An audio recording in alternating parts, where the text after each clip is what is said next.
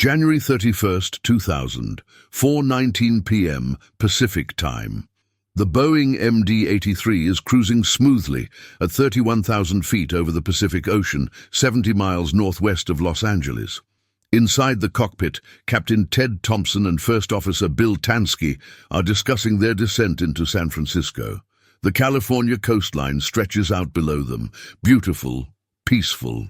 But in exactly 11 seconds, the horizontal stabilizer jack screw is gonna jam completely. The control column will start fighting back, and these two pilots will have just minutes to solve a problem that's literally never been solved before. While flying an airplane that's about to flip upside down, how does a brand new aircraft design turn into a death trap? Who ignored the maintenance warnings for 9 straight years? And can 2 veteran pilots perform a miracle when the laws of physics are stacked against them? This is another story about warning signs ignored for years, until it was way too late. I'm Captain Peter Mercer. What you're about to hear is the story from a pilot's point of view. Welcome aboard. Let me set the scene for you, my friend.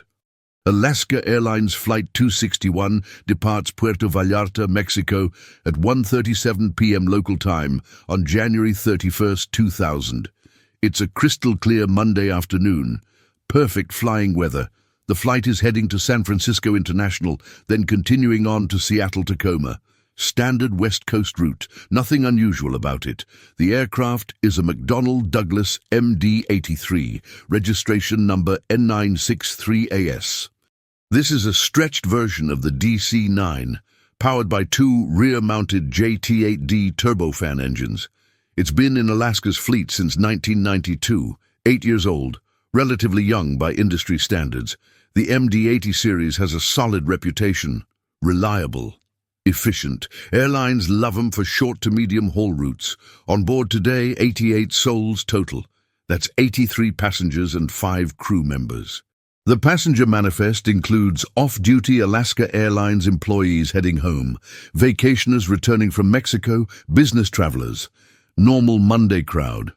Among the passengers are Linda and Joe Knight from Monroe, Washington, high school sweethearts celebrating their wedding anniversary. Also on board, Dr. David Clemetson, a respected Seattle pulmonary specialist.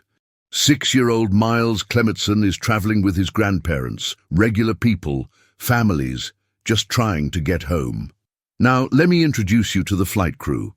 Captain Edward Ted Thompson, 53 years old, has been with Alaska Airlines since 1982. 18 years of service, total flight time 17,750 hours. Hours on the MD-80, 4,736.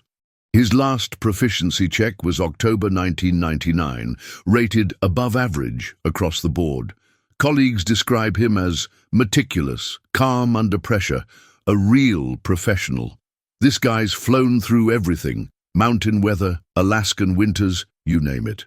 First Officer William Bill Tansky, 57 years old, joined Alaska in 1985. Total flight time, 8,140 hours. MD-80 hours, 8,060, which means he's basically lived in this aircraft type for his entire career. Last check, September 1999, also rated above average. Bill's known for his technical knowledge. He understands these airplanes inside and out. If something breaks, he's the guy you want in the right seat. Here's the thing, these aren't rookies. Combined, they have over 25,000 hours of flying experience. They've handled emergencies, bad weather, mechanical issues. They know the MD-80 like the back of their hand. But what they're about to face, nobody's ever trained for this. Nobody's even imagined it. The cabin crew consists of 3 flight attendants, Abby Bush, Morris Thompson Jr., and Patty Pulido. Experienced professionals, all of them. They're managing a pretty full cabin. Folks are settling in for the 2.5-hour flight to San Francisco. Now, here's what you got to understand about the MD-80's flight control system. The horizontal stabilizer, that's the small wing at the tail, controls the airplane's pitch. It tilts the whole airplane up or down. Unlike smaller aircraft where you just push and pull the yoke, large jets like the MD-83 use a jack screw mechanism. Think of it like a giant screw that moves the stabilizer. The jack screw is driven by an electric motor and has to be lubricated regularly. We're talking about metal threads under tremendous stress, moving thousands of times per flight. Alaska Airlines had been extending the lubrication intervals on these jack screws since 1988. The manufacturer recommended greasing every 700-800 flight hours. Alaska Airlines. They pushed it to 2,550 hours, then 3,600 hours. By 1996, they got FAA approval for 8,000-hour intervals. You're not going to believe this part. That's more than 10 times the original recommendation. 10 times. And the FAA signed off on it. The jack screw on N963AS was last lubricated in September 1999, 4 months ago. It's now at 9,550 flight hours since the last servicing, way past the 8,000-hour limit. But here's the kicker. Alaska's maintenance tracking system had lost the record of when it was last serviced, so nobody knew it was overdue. Nobody checked. Pay attention to this next part because it matters. In 1997, 3 years before this flight, Alaska Airlines mechanics reported unusual noises from the horizontal stabilizer during maintenance checks. Binding, grinding sounds. The jack screw threads were wearing down. Instead of addressing the root cause, Alaska's solution was simple. They just increased the lubrication intervals even more and told mechanics to apply more grease when it sounded bad. Problem solved, right? Wrong. 1:37 p.m. Pacific Time. Flight 261 pushes back from the gate in Puerto Vallarta. Captain Thompson performs the pre-flight checks. Everything looks normal. The weather forecast for San Francisco is beautiful. Clear skies, light winds. They're expecting a smooth flight. 1:42 p.m. Tower clears them for takeoff. The MD-83 accelerates down runway 22, rotation speed 150 knots. The aircraft lifts off smoothly, climbing out over Banderas Bay. The turquoise water sparkles below. Passengers settle in, flight attendants prepare the cabin service. 2:10 p.m. Level at cruise altitude, 31,000 feet. Autopilot engaged. Captain Thompson and First Officer Tansky are relaxed, chatting about the weather in San Francisco, making small talk. The airplane is performing perfectly. Engines are humming along at cruise thrust. Everything is by the book. 3:48 p.m. They're about 150 miles south of San Diego, still cruising at 31,000 feet. Captain Thompson reaches for the horizontal stabilizer trim switch to make a small pitch adjustment, standard procedure during cruise. He presses the switch. Nothing happens. He presses it again. Still nothing. The stabilizer isn't responding. Listen up. This is critical. The horizontal stabilizer should respond instantly. It's like your car's steering wheel not turning. Captain Thompson looks at First Officer Tansky. Did you feel that? Tansky nods. They try the trim again. Nothing. The jack screw has jammed. 3:49 p.m. Thompson contacts Alaska Airlines maintenance via radio. His voice is calm, professional. We've got a jammed stabilizer. The trim's not responding. We're troubleshooting it now. Maintenance suggests the standard procedure. Pull the circuit breakers, reset the system, try again. They follow the checklist step by step. Still nothing. The stabilizer is completely frozen. p.m. They've been working the problem for 20 minutes. Thompson and Tansky decide to divert to Los Angeles International instead of San Francisco. It's closer, and they'll have emergency equipment standing by just in case. LAX approach control clears them to begin their descent. But here's the thing, my friend. To descend, they need to adjust the stabilizer, and the stabilizer won't move. Thompson tries the manual trim wheel, a backup system. It requires physical strength to turn, but it should work even if the electric motor fails. He grabs the wheel and cranks it hard. Nothing. Tansky tries. Also, nothing. The jack screw is seized solid. They're stuck at cruise configuration, unable to adjust pitch.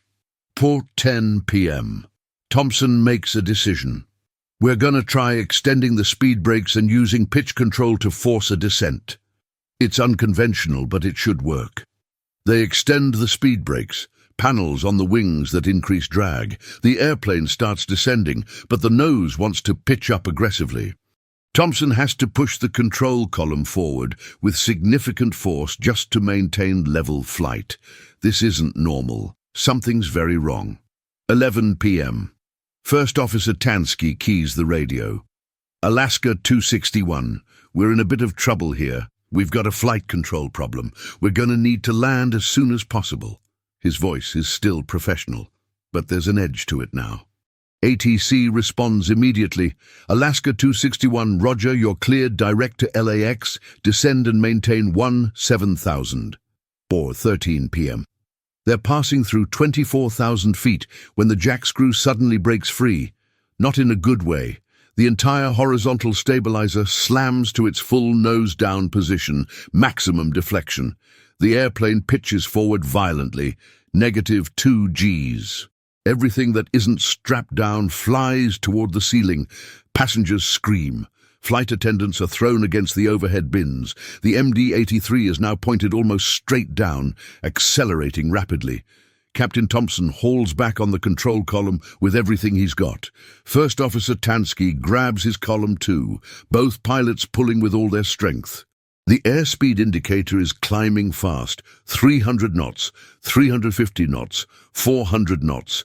The airframe is shaking, warning horns are blaring. They're in a dive, and the only thing keeping them from going supersonic is the pilot's physical strength. PM. Thompson's voice strained. We're out of control. The stabilizer's full nose down. They're passing through 18,000 feet. The Pacific Ocean is rushing up at them. Tansky shouts, "Pull! Pull!" Both pilots are standing on the rudder pedals, using leg muscles to generate leverage, pulling back on the yoke so hard the cables are groaning. Somehow, and I mean somehow, they manage to arrest the dive at 11,000 feet. They've lost 13,000 feet in less than 2 minutes. Passengers are crying, praying. The cabin is chaos. But the airplane is level again. Barely. 15 p.m. Thompson, breathing hard. We need to figure out how to fly this thing. The problem is simple but catastrophic. The horizontal stabilizer is jammed at full nose down. That means the airplane constantly wants to pitch into a dive. The only thing preventing it is the pilots pulling back on the control columns with continuous, exhausting force. They can't maintain this for long. Tansky suggests, what if we try flying it inverted? Look, my friend, I know that sounds insane, but he's thinking like an engineer. If the stabilizer is forcing the nose down, flipping the airplane upside down would make the stabilizer push the nose up, relative to the inverted orientation. It's crazy. It's never been done in a commercial jet, but they're out of options. 4:16 p.m. They're over the ocean now, about 60 miles from LAX. The coastline is visible in the distance. Thompson makes the call. We're gonna try to make it to LAX. Configure for landing. They start slowing down, extending flaps.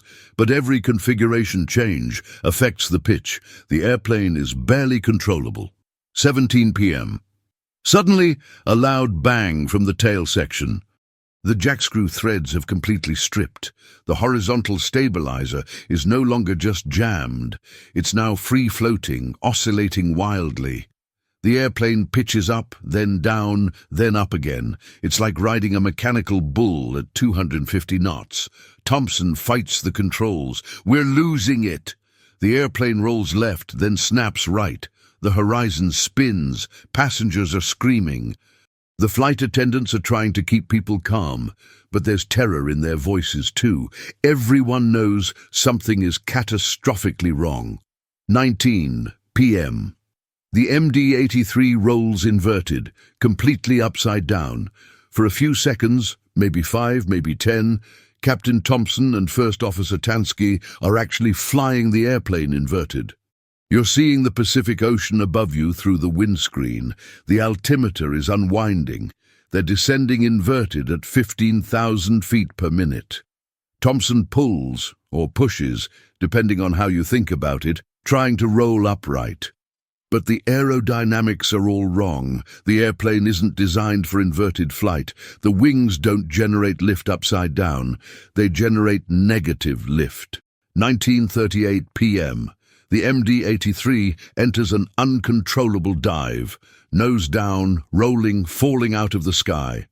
Thompson and Tansky are pulling with every ounce of strength they have left. The G-forces are crushing. The airframe is screaming. The passengers, God bless them, are experiencing sheer terror. Some are praying, some are holding hands, some are silent. Captain Thompson keys the radio one last time. His voice is calm, almost serene. Alaska 261, we are out of control here. 5 seconds later, the MD-83 impacts the Pacific Ocean at over 400 knots. The airplane disintegrates instantly. The fuselage breaks into thousands of pieces. There is no fire, no explosion. Just the sudden, violent physics of aluminum and human bodies hitting water at that speed. It's over in less than a second. All 88 souls on board are killed instantly. The impact site is 60 miles northwest of Los Angeles, in waters about 650 feet deep. Pieces of wreckage spread across a debris field, nearly a mile wide. U.S. Coast Guard helicopters are on scene within 18 minutes. They find floating debris, luggage, seat cushions. No survivors. Commercial fishing boats in the area report hearing a loud boom and seeing a splash. Some witnesses on the Ventura County coastline report seeing the airplane tumbling through the sky before it disappeared from view. The National Transportation Safety Board launches an investigation immediately. They recover the flight data recorder and cockpit voice recorder within days. The recorders reveal everything: the jammed stabilizer, the pilot's troubleshooting, their incredible skill in maintaining control for as long as they did, and their final, desperate moments. What investigators find in the wreckage is damning. The jackscrew threads are completely worn down, stripped to bare metal. The Acme nut that moves along the jackscrew has grooves so deep you can see daylight through them. There's almost no lubrication left. It's a miracle the thing didn't fail sooner. Here's what the NTSB determines. First, Alaska Airlines had systematically extended lubrication intervals far beyond safe limits. The jackscrew on N963AS hadn't been properly serviced in over 9,500 flight hours. The metal was grinding against metal, slowly wearing down, until it finally catastrophically failed. Second, Alaska's maintenance tracking system was a disaster. They literally lost track of when components were last serviced. The jackscrew overhaul that should have happened at 8,000 hours. Never done. Nobody noticed because the computer system didn't flag it. Third, the FAA approved those extended intervals without requiring Alaska to prove they were safe.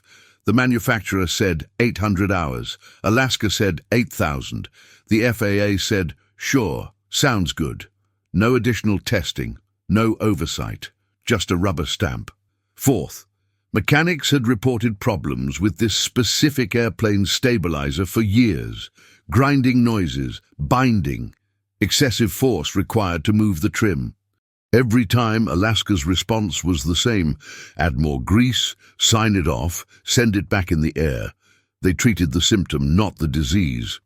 Fifth, and this is what makes my blood boil, Alaska Airlines had 34 previous incidents of horizontal stabilizer problems on their MD-80 fleet between 1993 and 1999. 34. Pilots reported uncommanded trim movements, jammed stabilizers, unusual noises. Every single one was a warning sign. Every single one was ignored. Can you believe this? The airplane was screaming at them for 7 years, and they just kept flying it. They kept pushing those maintenance intervals. They kept ignoring the mechanics, all because it saved money. All because grounding airplanes for proper maintenance is expensive. Here's what the industry learned, my friend. The FAA revoked Alaska Airlines authority to perform its own maintenance approvals. They now require independent oversight. Jackscrew lubrication intervals for all MD-80 series aircraft were reduced back to manufacturer specifications. 800 hours, no exceptions. Airlines must now use redundant tracking systems for critical maintenance items. If one system fails, there's a backup. Alaska Airlines faced wrongful death lawsuits from the families of all 88 victims. They settled for undisclosed amounts, rumored to be in excess of $500 million total. But no amount of money brings those people back.